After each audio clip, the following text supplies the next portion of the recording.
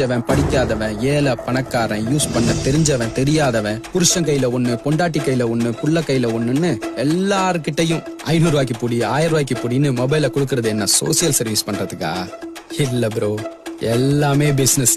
Net on பண்ணி இயற்கை விவசாயத்தை பர்ஃபிங் பண்ணுதுன்னு முடிவு பண்ற நேரத்துல ஒரு மெசேஜ் வரும், உங்க நெட் பேலன்ஸ் காலின்னு. இதுல வாட்ஸ்அப் கொஞ்சம் டிஃபரெண்ட் ப்ரோ. மக்கள் கிட்ட இருக்கிற அனுதாபத்தையும் மனிதாபிமானத்தையும் காசாக்குறது. கைக்கு கிடைச்ச ஏதாவது ஒரு குழந்தையோட போட்டோவை போட்டு இந்த பிக்சர்